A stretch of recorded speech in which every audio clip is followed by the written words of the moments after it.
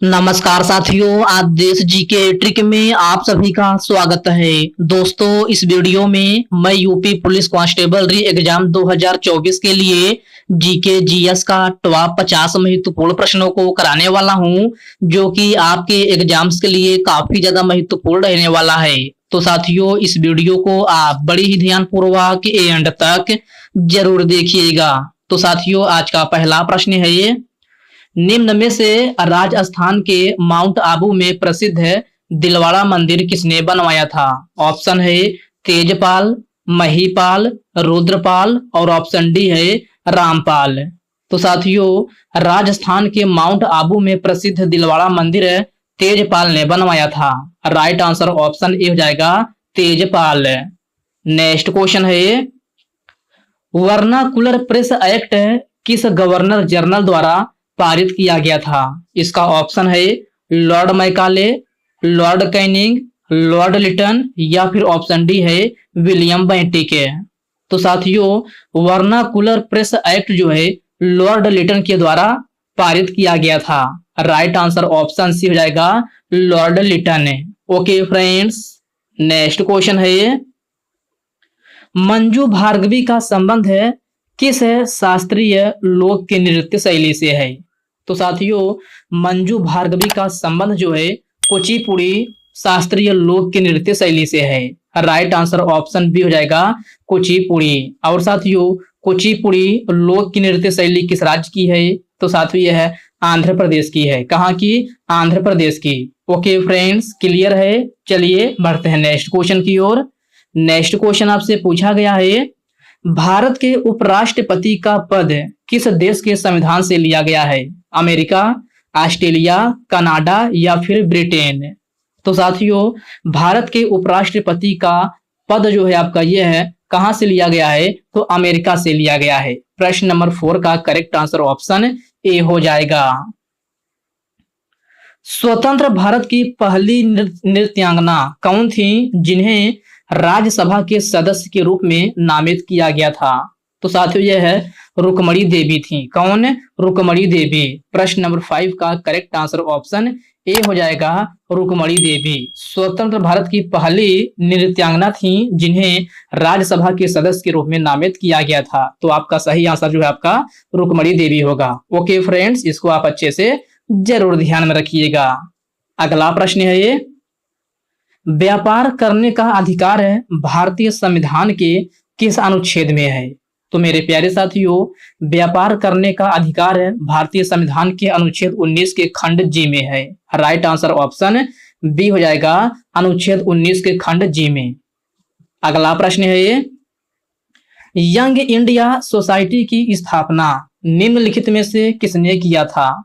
B Savarkar, Ram Prasad Bismil, Uday Shankar या फिर option D है इनमें से कोई नहीं। तो मेरे प्यारे साथियों, यंग इंडिया सोसाइटी की स्थापना जो है बी सावरकर ने किया था। राइट आंसर ऑप्शन ए हो जाएगा बी सावरकर। और साथियों, यंग इंडिया सोसाइटी की स्थापना कब हुई थी? तो साथियों, इसकी स्थापना 1904 ईस्वी में हुई थी। कब? 1904 ईस्वी में। ओके फ्रेंड्स, क्लियर है। चलिए बढ़ते हैं नेक्स्ट क्वेश्चन की ओर।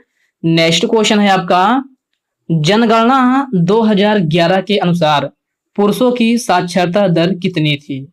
तो साथियों, जनगणना 2011 के अनुसार पुरुषों की साक्षरता दर 82.14% थी। कितना? 82.14% है। प्रश्न नंबर 8 का करेक्ट आंसर ऑप्शन सी हो जाएगा। और साथियों, अगर आपसे पूछा जाए कि जनगणना 2011 के अनुसार महिलाओं की साक्षरता दर कितनी है, तो महिलाओं की साक्षरता दर जो है 65.46% थी। ओके फ्रेंड्स, इसको भी आप ध्यान में जरूर रखिएगा। साथियों, अभी तक आप वीडियो को लाइक नहीं किए हैं तो आप जो है वीडियो को लाइक कर दीजिए। साथियों, आप लोग वीडियो को लाइक नहीं करते हैं तो आप लोग जो है वीडियो को एक लाइक जरूर कर दिया करिए। अगला प्रश्न है, मोपिन नृत्य शैली किस राज्य से संबंधित है? सिक्किम, हिमाचल प्रदेश, पश्चिम बंगाल या फिर अरुणाचल प्रदेश? तो साथियों, मोपिन नृत्य शैली आपका अरुणाचल प्रदेश राज्य से संबंधित है। प्रश्न नंबर 9 का करेक्ट आंसर ऑप्शन डी बन जाएगा। जाकिर हुसैन का संबंध है निम्नलिखित में से किस वाद्य यंत्र से है? तबला, संतूर, सरोद या फिर बांसुरी। तो साथियों जाकिर हुसैन का संबंध जो है तबला वाद्य यंत्र से है। किससे? तबला वाद्य यंत्र से। राइट आंसर ऑप्शन ए हो जाएगा। निम्न में से कौन सी खरीफ की फसल है? चावल, कपास, ज्वार या फिर ऑप्शन डी है उपरोक्त सभी। तो साथियों खरीफ की फसल पूछा गया है कि इनमें से जो है आपका कौन सा खरीफ का फसल है। तो साथियों खरीफ की फसल की बात की जाए तो चावल, कपास, ज्वार और मक्का। आपका मक्का भी जो है खरीफ की फसल में आता है। तो प्रश्न नंबर 11 का करेक्ट आंसर ऑप्शन डी हो जाएगा उपरोक्त सभी। चावल, कपास, ज्वार ये सभी आपकी खरीफ की फसलें हैं। तो 11 नंबर प्रश्न का करेक्ट आंसर ऑप्शन डी हो जाएगा उपरोक्त सभी। अगला प्रश्न है एशियन चेस फेडरेशन ने किसे player of the year award से सम्मानित किया है?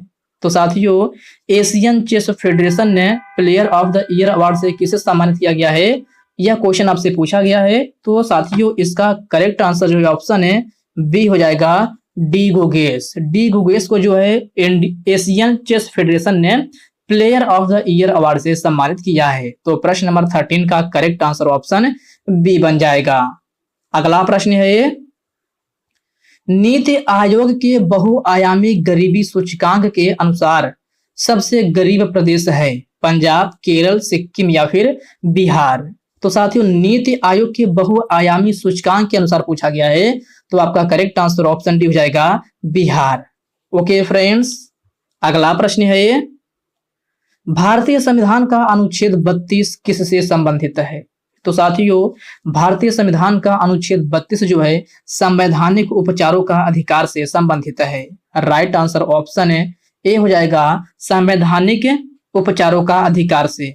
अल्पसंख्यकों के हितों की संरक्षण की बात आपका अनुच्छेद 29 में की गई है और विधि के समझ समता का अधिकार आपका आर्टिकल 14 में कहा गया है। ओके फ्रेंड्स, क्लियर है? चलिए बढ़ते हैं नेक्स्ट क्वेश्चन की ओर। नेक्स्ट क्वेश्चन आपसे पूछा गया है कपूर को गर्म करने पर वह किस अवस्था में परिवर्तित हो जाता है? तो साथियों कपूर जो होता है उसको गर्म करने पर यह ठोस से जो है गैस की अवस्था में परिवर्तित हो जाता है। तो प्रश्न नंबर 17 का करेक्ट आंसर ऑप्शन भी हो जाएगा ठोस से गैस है। ओके फ्रेंड्स, क्लियर है? चलिए बढ़ते हैं नेक्स्ट क्वेश्चन की ओर। नेक्स्ट क्वेश्चन 18 नंबर का क्वेश्चन है जिसमें आपसे पूछा गया है बिहू नृत्य महोत्सव भारत के किस राज्य में मनाया जाता है? केरल, महाराष्ट्र, असम या फिर गुजरात। तो साथियों बिहू आपका एक नृत्य भी है। आपसे क्वेश्चन पूछा जाता है कि बिहू क्या है? नृत्य है और बिहू एक प्रकार का महोत्सव भी है। यह दोनों है, तो इसको आप अच्छे से जरूर ध्यान रखिएगा। कभी कभी आपसे बिहू नृत्य करके पूछा जाता है और कभी कभी जो है बिहू महोत्सव करके पूछा जाता है। तो ये दोनों आपका असम राज्य में मनाया जाता है। कहाँ? असम राज्य में। प्रश्न नंबर 18 का करेक्ट आंसर ऑप्शन सी हो जाएगा। साथियों एक बार आपसे क्वेश्चन पूछा गया था कि निम्न में से बिहू है क्या है? नृत्य है, महोत्सव है, ऐसे करके ऑप्शन दिया गया था। तो आप ध्यान रखिए ये दोनों आपका है, नृत्य और महोत्सव दोनों है बिहू। अगला प्रश्न है सीवी रमन को नोबेल पुरस्कार किस वर्ष दिया गया था? 1930 में, 1932 में, 1934 या फिर 1936 में। तो साथियों सीवी रमन को नोबेल पुरस्कार 1930 ईस्वी में दिया गया था। प्रश्न नंबर 19 का करेक्ट आंसर ऑप्शन ए हो जाएगा। वर्ष 2022 में कुल कितने लोगों को अर्जुन पुरस्कार मिला था? 22, 25, 20 या फिर 30। तो साथियों 2022 का पूछा गया है कि वर्ष 2022 में कुल कितने लोगों को अर्जुन पुरस्कार मिला था? तो 25 लोगों को मिला था। प्रश्न नंबर 20 का करेक्ट आंसर ऑप्शन भी हो जाएगा 25 लोगों को। साथियों अर्जुन पुरस्कार की शुरुआत कब हुई थी? तो अर्जुन पुरस्कार की शुरुआत 1961 ईस्वी में हुई थी। कब? 1961 ईस्वी में। ओके फ्रेंड्स, इसको आप जरूर ध्यान में रखिएगा। चलिए बढ़ते हैं नेक्स्ट क्वेश्चन की ओर।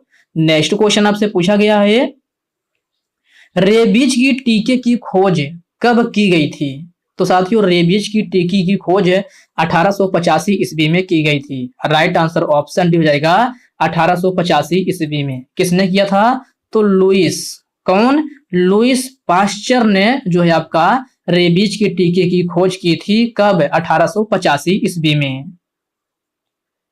अलरमेल बल्ली का संबंध किस नृत्य शैली से है? तो साथियों इनका संबंध जो है भरतनाट्यम से है। राइट आंसर ऑप्शन है डी हो जाएगा भरतनाट्यम से। मैं आपको क्वेश्चन में कई बार बताया है भरतनाट्यम आपका किस राज्य का लोक नृत्य है, तो यह आपका तमिलनाडु का है। कहाँ का? तमिलनाडु का। ओके फ्रेंड्स, इसको आप जरूर ध्यान में रखिएगा। चलिए अगला प्रश्न देखते हैं। अगला प्रश्न पूछा गया है, भारत में प्रसिद्ध फारसी त्योहार नवरोज की शुरुआत किस शासक ने किया था? बलबन, अकबर, इल्तुतमिश या फिर अशोक? तो साथियों भारत में प्रसिद्ध फारसी त्योहार नवरोज की शुरुआत जो है बलबन ने किया था। राइट आंसर ऑप्शन ए हो जाएगा बलबन। पोला महोत्सव भारत के किस राज्य में मनाया जाता है? राजस्थान, महाराष्ट्र, गुजरात या फिर आंध्र प्रदेश?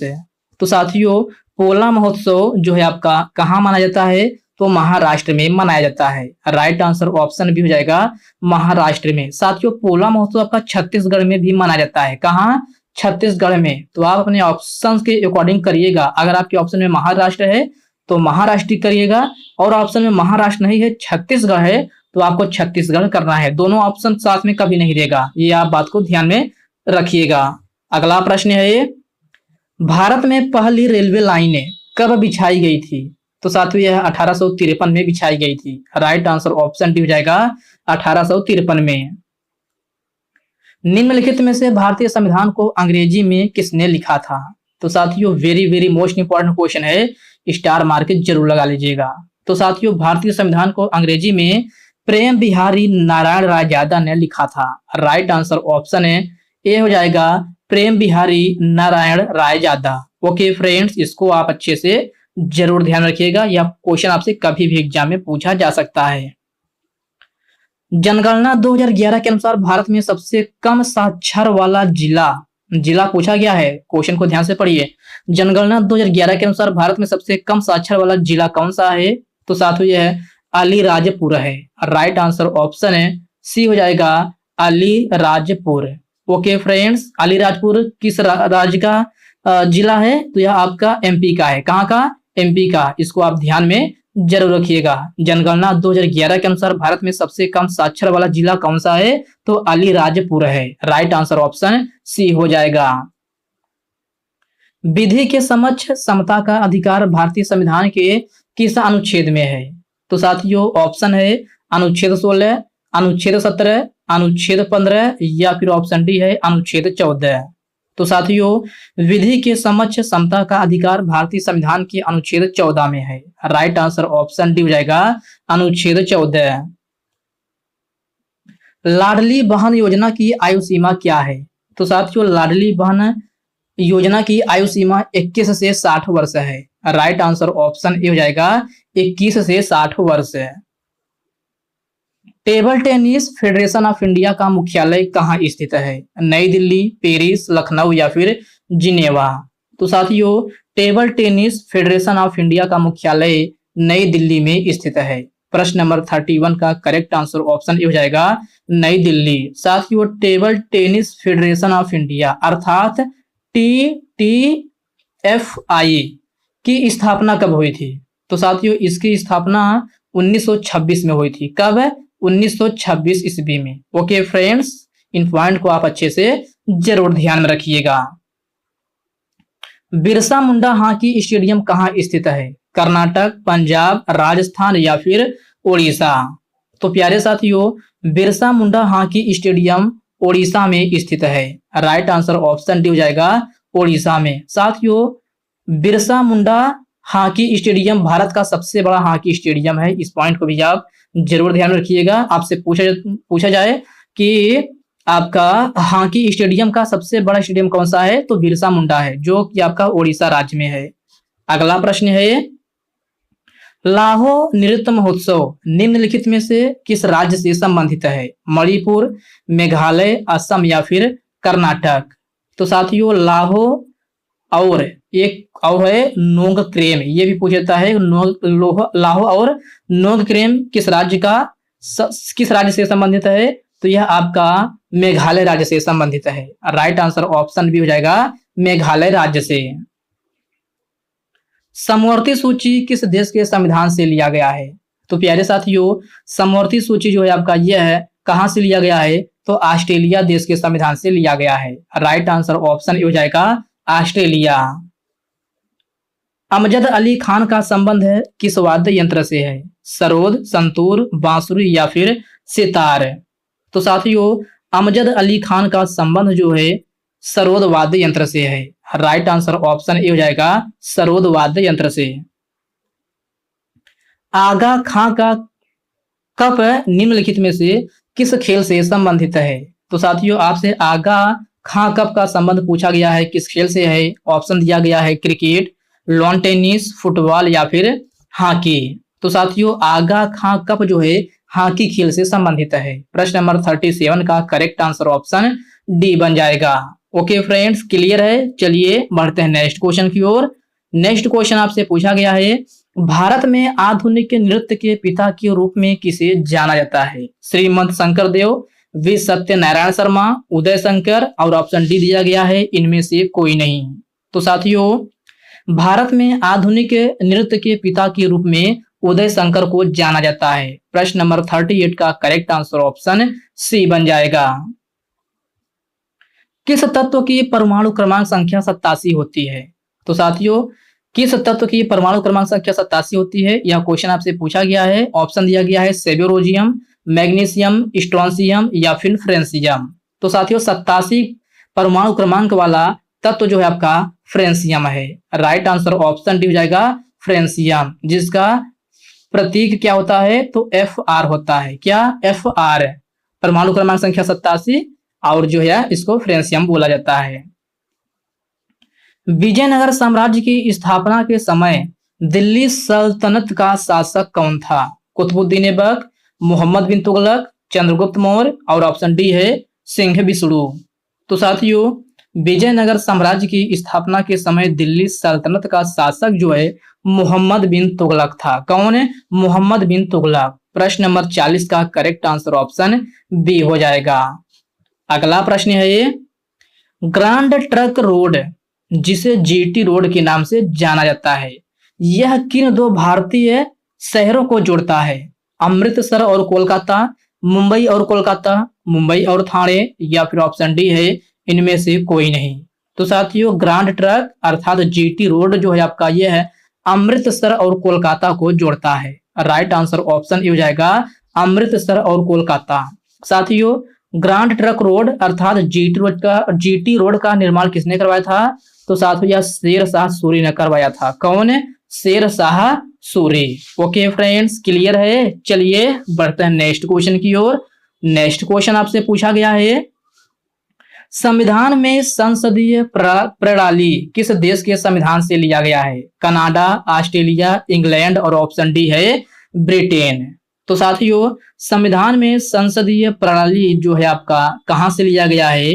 तो साथियों, यह आपका इंग्लैंड से लिया गया है। कहां से? इंग्लैंड से। प्रश्न नंबर 42 का करेक्ट आंसर ऑप्शन सी हो जाएगा। कजरी नृत्य शैली किस राज्य से संबंधित है? ऑप्शन है महाराष्ट्र, उत्तर प्रदेश, गुजरात और ऑप्शन डी दिया गया है आंध्र प्रदेश। तो साथियों, कजरी नृत्य शैली आपका उत्तर प्रदेश राज्य से संबंधित है। राइट आंसर ऑप्शन बी हो जाएगा उत्तर प्रदेश। अब साथियों, उत्तर प्रदेश अगर आपके ऑप्शन में ही ना हो तो आप क्या टिक करेंगे? उत्तर प्रदेश जगह उत्तराखंड दिया हो। क्या? उत्तराखंड। तो आप आंसर क्या करेंगे? तो उत्तराखंड भी आप कर सकते हैं, क्योंकि कजरी लोक नृत्य शैली आपका उत्तराखंड में भी किया जाता है, लेकिन ज्यादातर आपके उत्तर प्रदेश करके ऑप्शन में दिया जाता है और यही आपका करेक्ट आंसर होगा। उत्तर प्रदेश न रहने की स्थिति में मैं आपको बता रहा हूँ, ध्यान रखिएगा। वैसे तो ज्यादातर आपका उत्तर प्रदेश में माना जाता है और उत्तर प्रदेश ऑप्शन में ही ना हो तब आपको उत्तराखंड करना है। अगला प्रश्न है, श्रुति बंदोपाध्याय को 2020 में किस पुरस्कार से सम्मानित किया गया था? तो साथियों, इनको जो है संगीत नाटक अकादमी पुरस्कार से सम्मानित किया गया था। राइट आंसर ऑप्शन ए हो जाएगा। शाहनामा नामक पुस्तक के लेखक कौन है? तो साथियों, इसका सही आंसर जो है फिरदौसी होगा। राइट आंसर ऑप्शन डी हो जाएगा फिरदौसी। शाहनामा नामक पुस्तक के लेखक जो है आपका फिरदौसी हैं। तो साथियों आज के इस वीडियो में बस इतने ही प्रश्न करते हैं। साथियों इस वीडियो मैंने आपको 46 क्वेश्चन करा दिया है। साथियों यह वीडियो आपको कैसी लगी आप कमेंट बॉक्स में कमेंट करके अपना फीडबैक जरूर दीजिएगा। और साथियों यह वीडियो आपके लिए थोड़ा हेल्पफुल लगा हो तो इस वीडियो को लाइक कर दीजिए, अपने साथियों के साथ शेयर कीजिए। फ्रेंड्स अभी तक आप चैनल को सब्सक्राइब नहीं किए हैं तो प्लीज आपसे रिक्वेस्ट है आप जो है चैनल को सब्सक्राइब करके बेल आइकन को जरूर से जरूर प्रेस कर लीजिएगा। तो चलिए साथियों इसी के साथ हम मिलते हैं किसी नेक्स्ट वीडियो में, तब तक के लिए जय हिंद दोस्तों।